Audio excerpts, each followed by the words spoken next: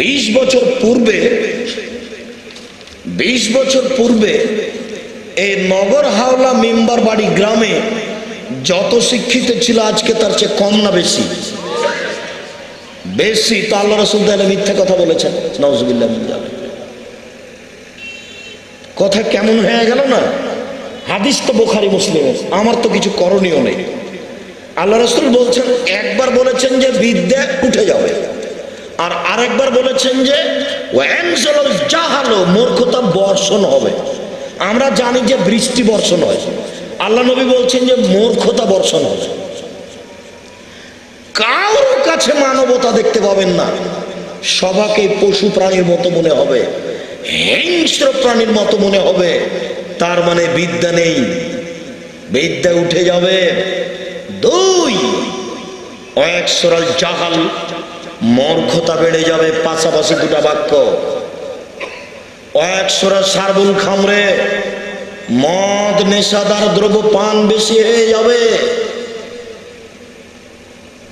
ওয়াকসরা জেনা, জেনা বেশি হয়ে যাবে। ওয়াকসরা নিসা, মহিলা বেশি হয়ে যাবে। ওয়াকিলার রেজাল, পুরুষ কমে যাবে। হাত্তা ইয়াকুনাল খামসিনা ইমরাল কাইমুল ওয়াহিদ, একজন পুরুষের অধীনে থাকবে 50 জন নারী।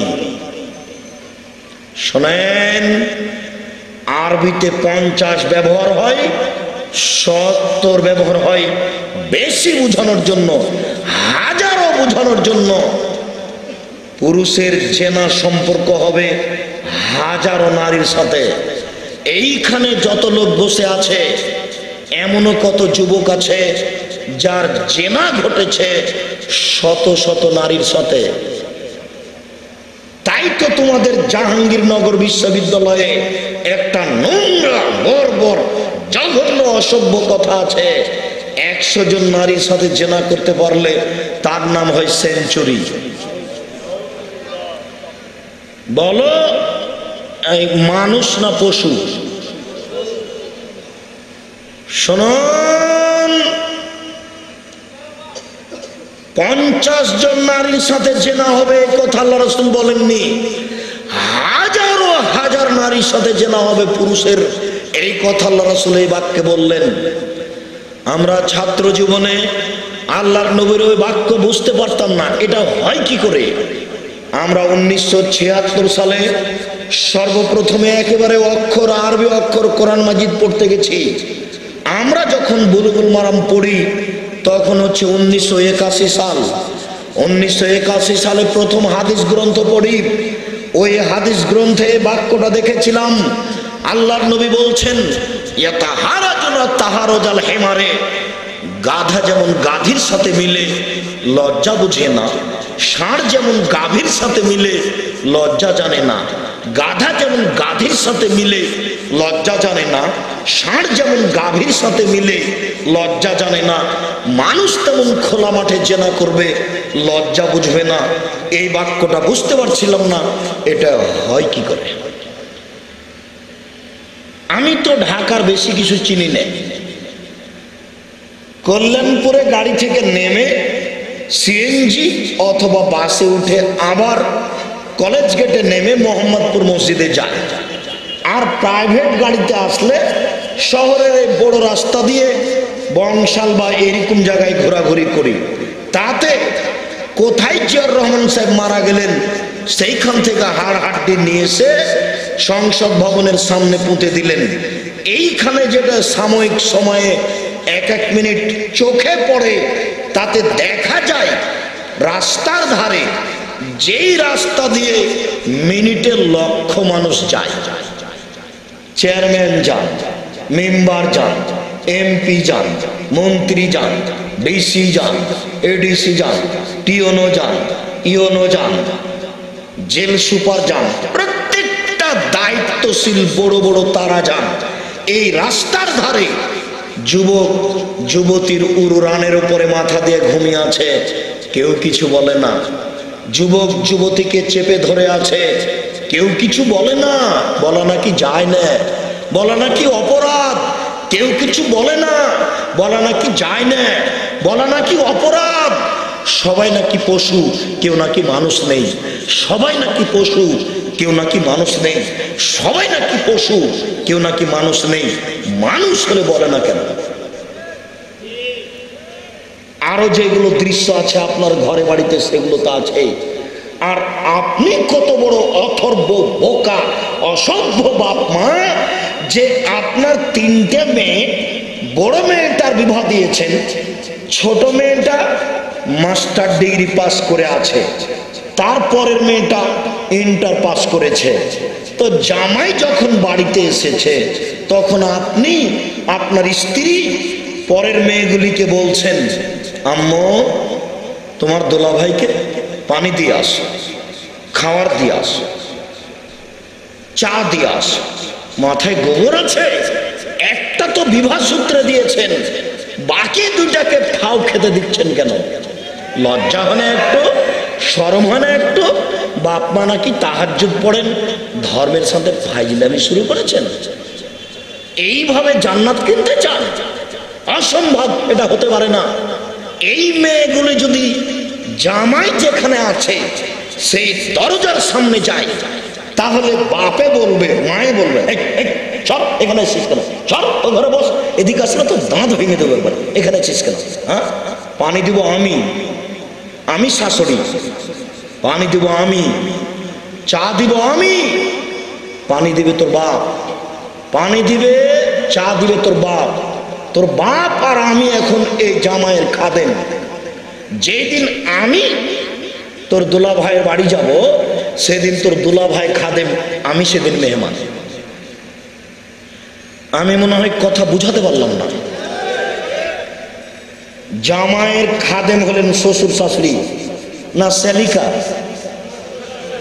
ছি ছি ছি ছি ছি। আচ্ছা, মানবতা বিক্রি করে জান্নাত পাওয়ার আশা করেন কি করে? এটা হয় কি করে? আজও সৌদি আরবের কোনো বাড়ির সামনে কোনো মানুষ, কোনো পুরুষ মানুষ এমনিতে দাঁড়াতে পাবে না। দাঁড়ালে অপরাধী বলে গণ্য হবে।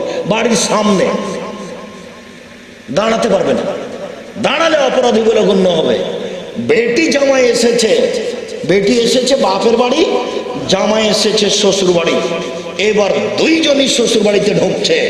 ঢুকতেই হাতের বামে মেহমান রুম, জামাই ওই রুমে ঢুকে গেল, বেটি ভিতর দিকে চলে গেল। একটু পরে চা খানা পানি নিয়ে আসলো, হয় বেটি নিয়ে আসলো আর না হলে কোনো খাদেম। 10 মিনিট, আধ ঘন্টা, 1 ঘন্টা পরে ওই মেয়ে বেটি ভিতর থেকে বের হয়ে এসে বলবে, জি চলেন। এবার স্বামী স্ত্রী বের হয়ে চলে আসবে, শ্বশুর বাড়িতে আসা হয়ে গেল। কথা বুঝাতে পারলাম না? আর তুমি তো বোকা ছেলে, তোমার ছেলেকে যদি তোমার সাথে কথা না বলে, তুমি গাল ফুলিয়ে তোমার স্ত্রীকে মারতে যাও। হ্যাঁ, তোর বোনেরা বড় লোক হয়ে গেছে, আমার সাথে কথা বললো না। নোংরামিতে একবারে ভর্তি হয়ে আছে, বাড়ি ঘর অফিস আদালত সব। কত বড় নোংরামি! লন্ডন থেকে মাস্টার ডিগ্রি পাস করে এসেছে, বড় ডাক্তার, ঢাকা পিজি হাসপাতালের ডাক্তার, 2 লক্ষ টাকা তার বেতন। সুন্দর ভদ্র নম্র ছেলে একটা হবে, তার চেম্বারে হেল্পার। তাকে না হয়ে দেখা যাচ্ছে একটা সুন্দরী মেয়ে তার হেল্পার। সহজে আশ্চর্য, বুঝা গেল না কেমন কি হয়ে গেল। এই জন্য আপনাকে বলেছি, পেটে বাচ্চা আসার সাথে ভাবছে ছেলেকে ডাক্তার বানাবে, ইঞ্জিনিয়ার বানাবে, মাথায় গোবর আছে, হিসাব নিকাশ পায় না। ডাক্তার তো লন্ডন থেকে পড়ে এসেছে ছেলেটা, দেখলাম না আমি সেই দিন ডাক্তারকে আমি গাড়ি থেকে নামতে দেখলাম। আপনার ছেলেকে গাড়ি থেকে যখন নামলো, তখন পায়ে ছিল মোজা, পরনে ছিল প্যান্ট, তা ছিল টাকনুর নিচে, দাড়ি ছিল চাঁচা, হাতে ছিল সিগারেট, গলায় ছিল টাই। এই অবস্থায় আপনার ছেলে গাড়ি থেকে নামলো, গায়ে ছিল কোট, এই অবস্থায় নামলো। একটু পরে আপনার বৌমা গাড়ি থেকে নামলো, গায়ে হালকা হালকা কাপড় আছে। এরপরে আপনার ছেলের মেয়ে, আপনার নাতনি নামলো, গায়ে কোনো কাপড়ই নেই। তারপরে দেখা গেল গাড়ির পিছন দিকে কুকুর আছে। নেন এবার এই ছেলে, বক্তব্যের সাথে মুনাফিকি করো না। আজকে বাড়িতে ঢুকে শোকেজে যত পুতুল আছে, যত ছবি আছে, তোমার বাপের, তোমার মায়ের, তোমার বোনের, তোমার খালার, তোমার ফুপুর, অ্যালবামে যত সাজানো আছে, যত বাড়ি ঘরে ঝোলা আছে, সব ছিঁড়ে ফেলে শুয়েও যদি ছিঁড়ে না ফেলো, তুমি মুনাফিক, তুমি মুনাফিক, তুমি মুনাফিক। তুমি আমার বক্তব্য শুনতে আসনি, তুমি মুনাফিক, তুমি মুনাফিকি করো। হ্যাঁ, বোকা ছেলে তোমাকে বলে যাচ্ছে, তুমি মনে রেখো, যদি পাসপোর্ট সাইজের ছবি ছাড়া আগামীকাল সকাল হতে হতে কোনো ছবি মূর্তি পুতুল থাকে, তাহলে তুমি নিজেকে মুনাফিক ঘোষণা করে দিন কাটায়ো।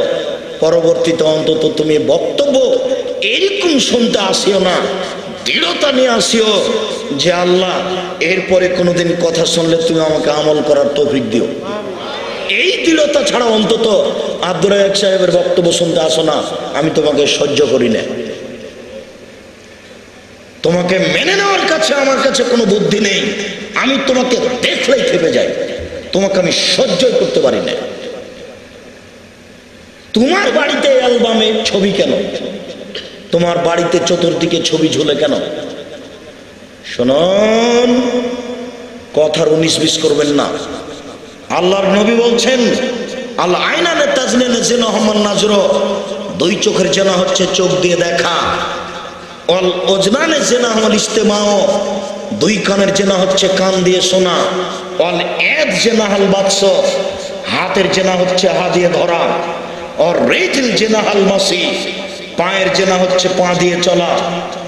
जेनाल कालबे तातामन्ना तास्ताही, অন্তরের জেনা হচ্ছে পরিকল্পনা করা।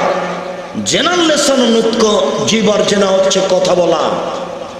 আমি অনুবাদক, হাদিস বুখারী মুসলিম আমি অনুবাদ করতে এসেছি মাত্র। 1450 বছর পূর্বে মুহাম্মদ সাল্লাল্লাহু আলাইহি ওয়াসাল্লাম এই কথা বলেছেন। আমি ওই কথাটি আরবি থেকে বাংলা করে শোনালাম। তিনি বলেছেন, দুই চোখের জেনা হচ্ছে চোখ দিয়ে দেখা, দুই কানের জেনা হচ্ছে কান দিয়ে শোনা, হাতের জেনা হচ্ছে হাত দিয়ে ধরা। জেনাল রিজলাল মাসি, পায়ের জেনা হচ্ছে এই পথে পা দিয়ে চলা। অন্তরের জেনা হচ্ছে ভাবা, পরিকল্পনা করা। জিহ্বার জেনা হচ্ছে কথা বলা। এই ছেলে, তোমার মনে আছে আমি বলেছি 3 শ্রেণীর মানুষ জান্নাতে যাবেই? বলতে পারো সিরিয়াল কি কি? 3 শ্রেণীর মানুষ জান্নাতে যাবেই। বক্তব্য শুনে আস্তে করে ভুলে যাও কেন? এই জন্য তো রেডি হয়ে থাকো না, প্রস্তুত হয়ে থাকো না, বারবার অমনোযোগী হয়ে থাকো। মনে থাকবে কি করে? 3 শ্রেণীর মানুষ জান্নাতে যাবেই। তার 1 শ্রেণীর মানুষ হচ্ছে আল্লাহর ভয়ে কাঁদে যে, 2 আল্লাহর রাস্তায় পাহারা দেয় যে, 3 বেগানা নারীকে দেখে চক্ষু নিচু করে যে, অপর নারীকে দেখে চক্ষু নিচু করে যে, সে জান্নাতে যাবেই। আল্লাহর নবী বলেছেন, যে ব্যক্তি অপর নারীকে দেখে চক্ষু নিচু করে, আমি তাকে জান্নাতে নিয়ে যাব, আমি জিম্মেদার। যেই মানুষ অপর নারীকে দেখে চক্ষু নিচু করে, আমি তাকে জান্নাতে নিয়ে যাব, আমি মুহাম্মদ জিম্মেদার। তিনি বলেছেন, হঠাৎ যদি কোনো মহিলার উপরে চোখ পড়ে যায়, মুখ ফিরিয়ে নিতে হবে। হঠাৎ যদি কোনো মহিলার উপরে চোখ পড়ে যায়, মুখ ফিরিয়ে নিতে হবে। বলো যুবক, তোমার মোবাইলের কি হবে? বলো তোমাদের টিভির কি হবে? এই ছেলে শোনো, তোমাদের টিভিতে খবর ওই মেয়েটার দিকে তাকিয়ে শুনতে পাবা না। যখন খবর শুনবা তখন এইভাবে বসতে হবে। এটা বিধান।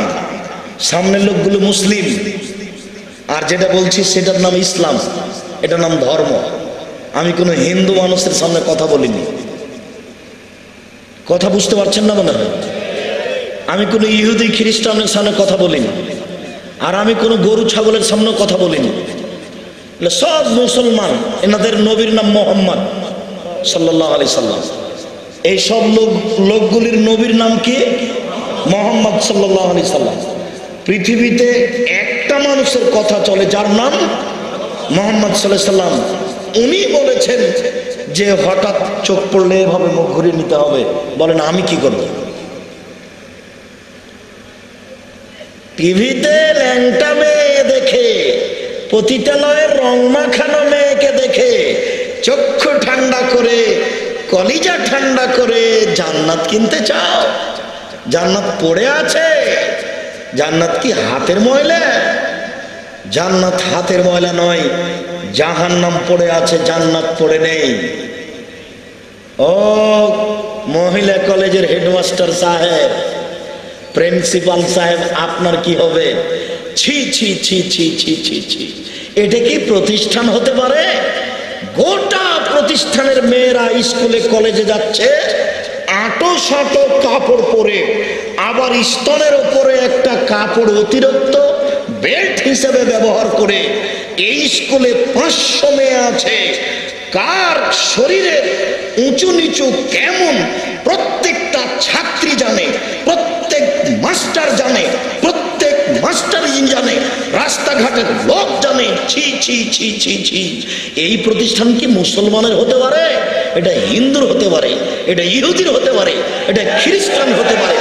এর চেয়ে নোংরা নীতি, এর চেয়ে বর্বর নীতি, এর চেয়ে অসভ্য নীতি, এর চেয়ে খারাপ নীতি হতে পারে কি? এটাই হলো বিদ্যে উঠে যাওয়া, এটাই হলো মানবতা না থাকা, এটাই হলো পশু প্রাণীর কাজ, এটাই হলো কুকুর শ্রীগালের কাজ। নইলে কেন আল্লাহ বললেন ওরা বুঝেও বুঝে না, ওরা শোনেও শোনে না, ওরা দেখেও দেখে না, ওরা হচ্ছে পশু প্রাণীর মতো, ওরা গরু ছাগলের মতো, ওরা হচ্ছে কুকুর শ্রীগালের মতো। বালহাজাল, তার চেয়ে খারাপ। বলেন সেটা কি? তার চেয়ে খারাপ কোনটা? আল্লাহ বলছেন ওরা বুঝেও বুঝে না। সেটা হলো এই যে এই মানুষটা ধনী মানুষ, 3 তলা বাড়ি, সামনে একটা ছোট্ট কুঁড়ে ঘর ছিল।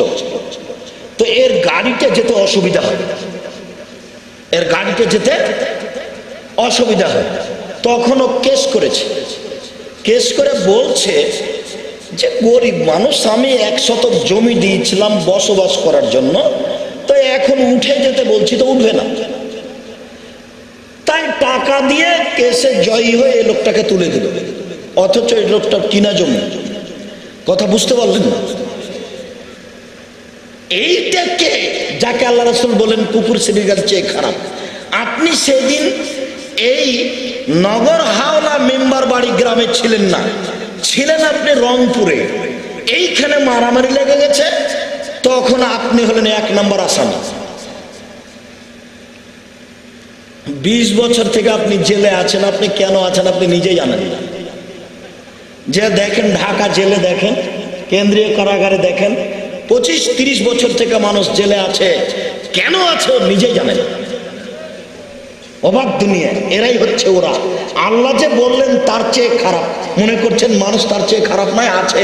নইলে আল্লাহ বললেন কেন? আমি কি ভুল বলছি না আপনি ভুল বুঝছেন?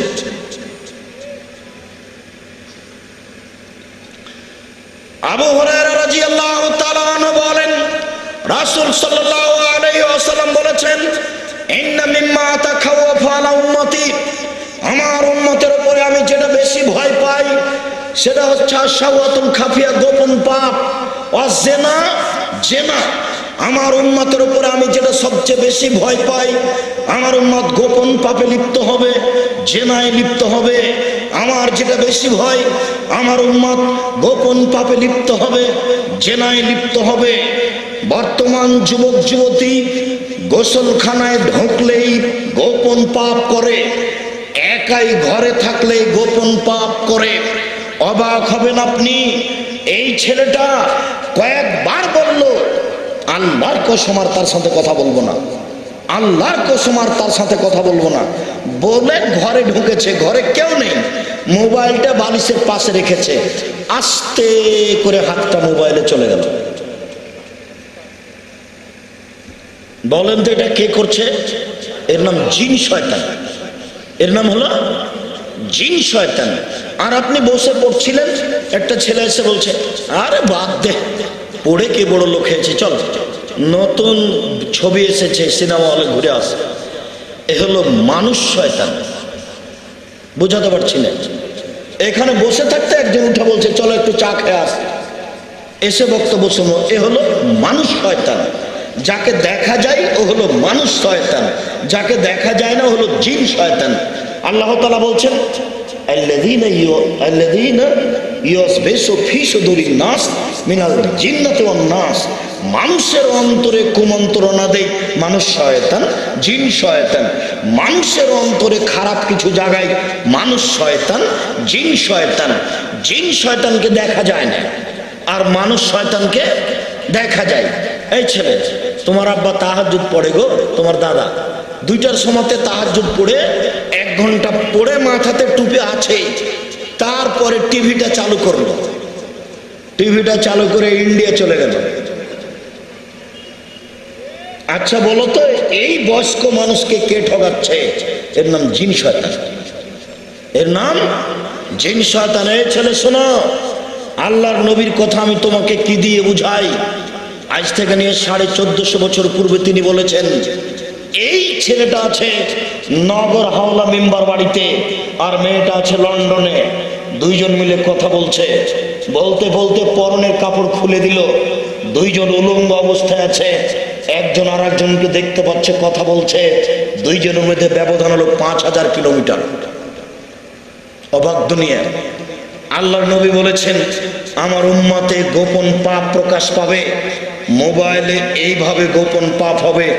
এটা রিংটা টিপে দেখে যে একটা পুরুষ, তার সাথে একটু কথা বললো, কি যেন একটু কথা বললো, তারপরে আবার কথা বলা শুরু হলো।